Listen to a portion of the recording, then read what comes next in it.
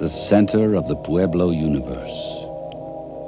Remote, vast, inhospitable. This is sacred land, where shifting light scatters mysteriously across the broad landscape.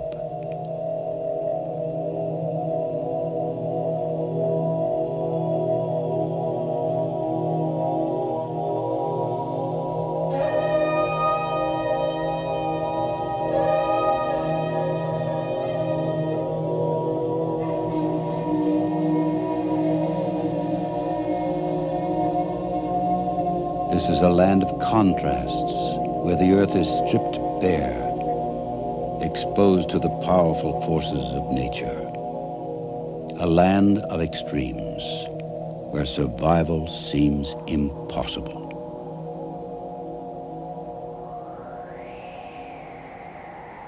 Here the winds announce a passing presence. They call themselves the people. Moving onto these high desert plateaus thousands of years ago.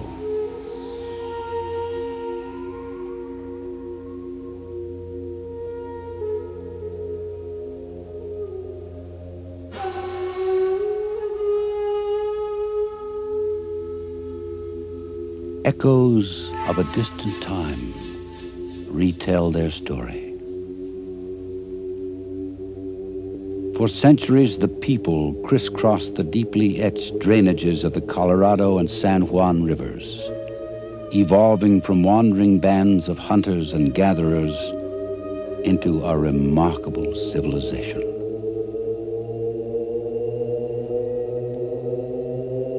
They built amazing stone cities, modeled after the natural forms of their habitat. Then, 800 years ago, they mysteriously slipped away.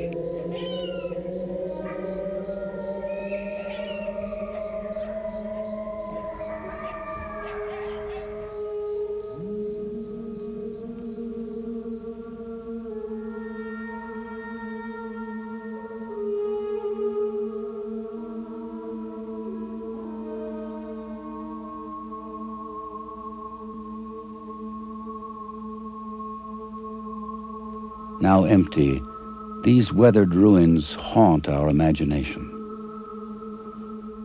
Archaeologists call their culture Anasazi, the ancient ones. Who were these people? Why did they build here, amidst this barren vastness?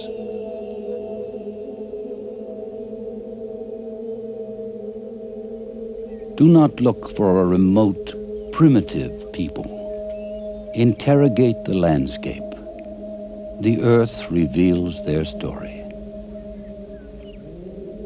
They have left a powerful mosaic, fragments of a people, place, and time. Reach through the layers, absorb their echoes, listen to their ancient legends, told and retold by their Pueblo descendants.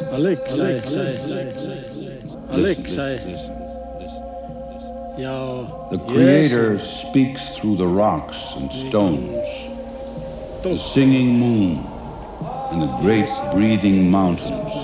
Everything is alive. Living spirits of our ancient ancestors. In the beginning, there was only the Creator, the dark, infinite void.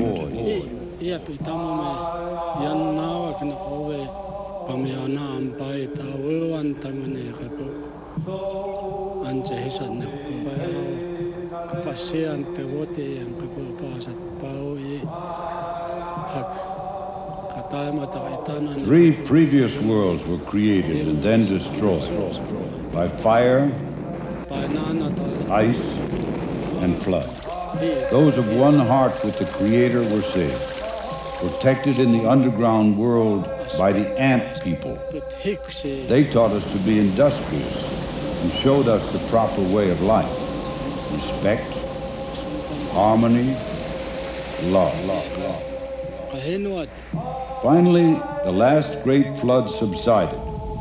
From the bowels of the earth, we climbed up through the Sipapu into the light of this, the fourth world.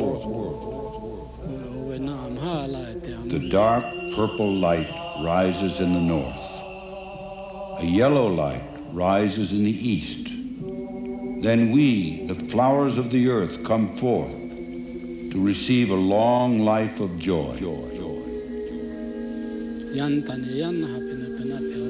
As we emerged, the god of the underworld and caretaker of this new land greeted the people.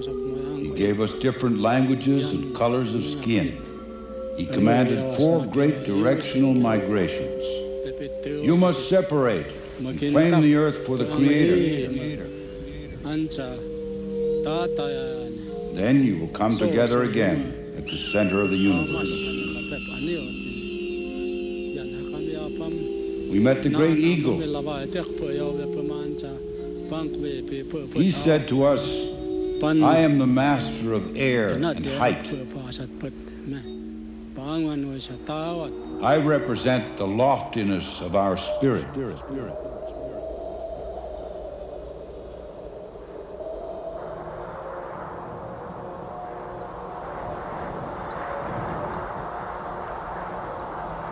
For centuries, wandering clans merged with the environment as they adapted to this harsh habitat.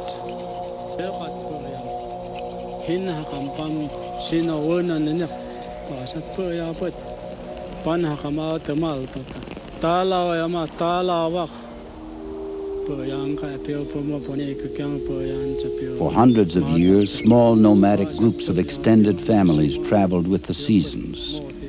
They gathered seeds, berries, roots, supplementing their diet by hunting.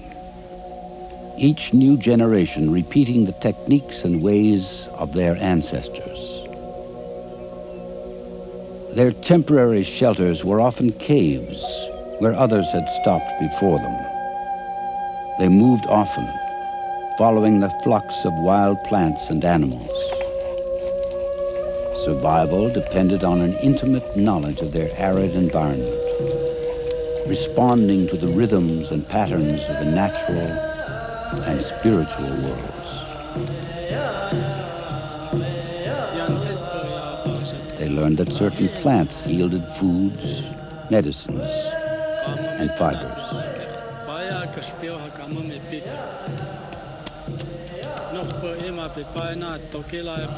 They became master weavers, creating blankets, mats, and baskets from reeds and yucca.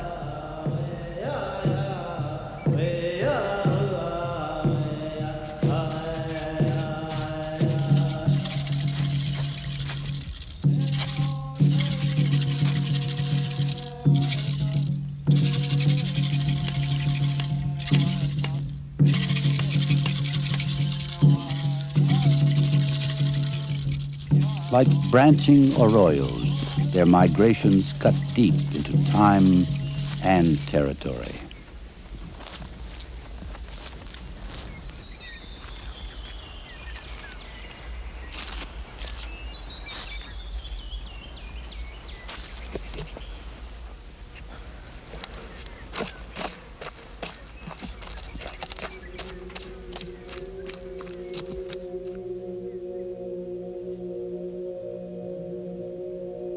They recorded their travels in stone, sanctifying their stay.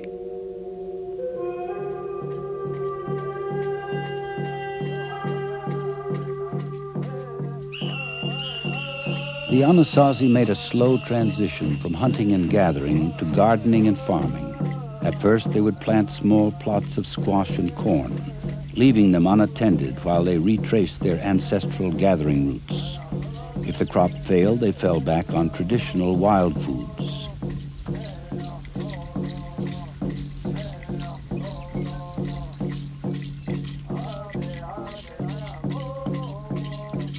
Slowly, agriculture brought a more settled life, where digging sticks became as important as spear points.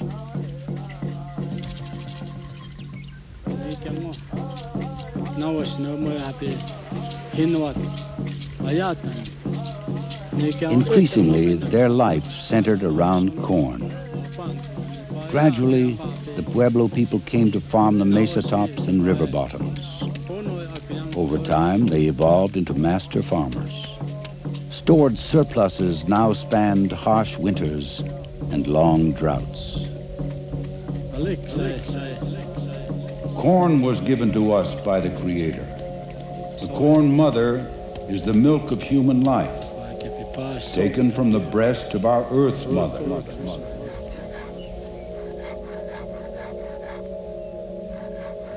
The Pueblo people knew continuity more than change, each generation repeating the successful techniques of their elders. New methods were slowly merged into the repetitions of older life ways.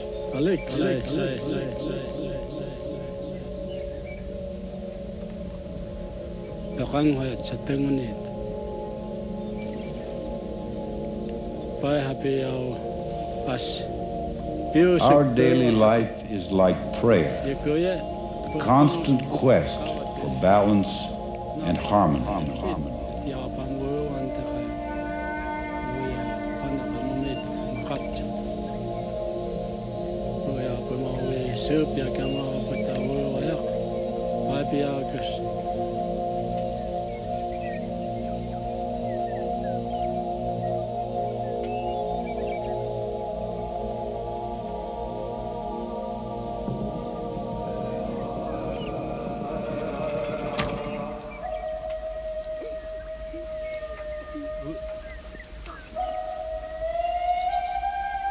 The slow shift to agriculture resulted in more permanent communities.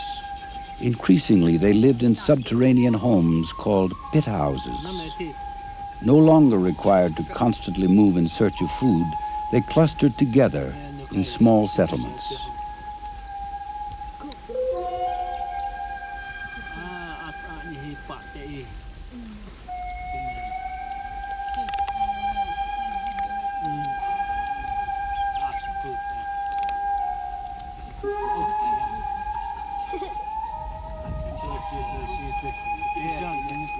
Populations increased, and their culture grew in complexity. They began to borrow ideas from neighboring peoples. Cotton was adopted and woven into cloth. Beans were added to their crops and diet. Baskets gave way to pottery, adorned with signs and symbols of the natural and spiritual worlds.